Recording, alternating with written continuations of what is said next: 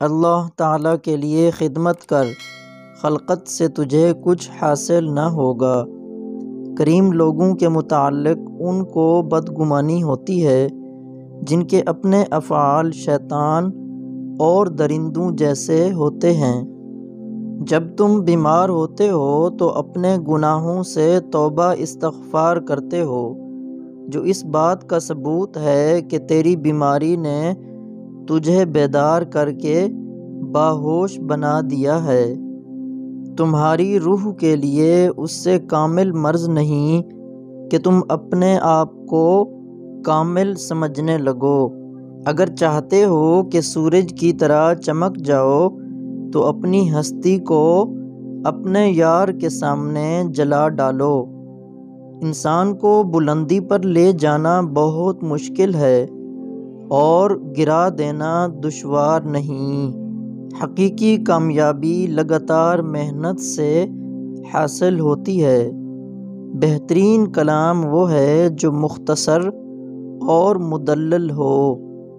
نادانوں اور جاہلوں کی صحبت سے گریز کرو اور لوگوں کی جفائیں برداشت کرو۔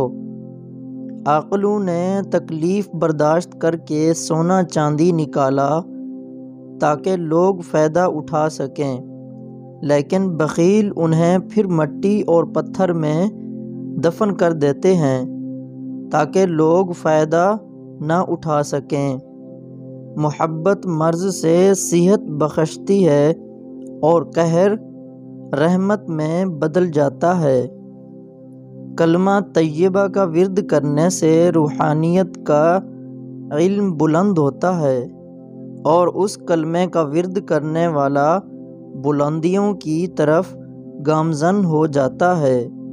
میری عمر کا حاصل بس یہ 3 باتیں ہیں، انہیں غور سے سنیں۔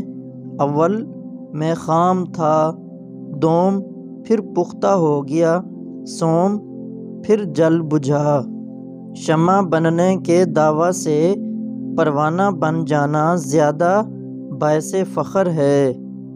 اگر کوئی درویشی اختیار کرے اور درویشی کے کمال تک نہ پہنچے لیکن وہ عام لوگوں اور مصائب دنیا سے ضرور چھوٹ جاتا ہے اور سگے یار بن جاتا ہے۔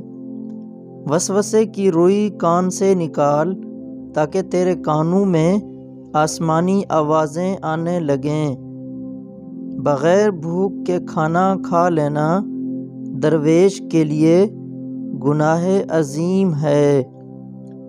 ولی وہ شخص ہے جو اللہ کی ذات و صفات کو پہچانے، ہمیشہ اطاعت خداوندی کرے، محرمات سے بچے اور لذتوں اور شہوتوں میں مشغول نہ ہو، نجاستوں سے دور رہے، مجنون اور پاگل نہ ہو، اپنی شرمگاہ اور بدن کو برہنہ نہ رکھتا ہو۔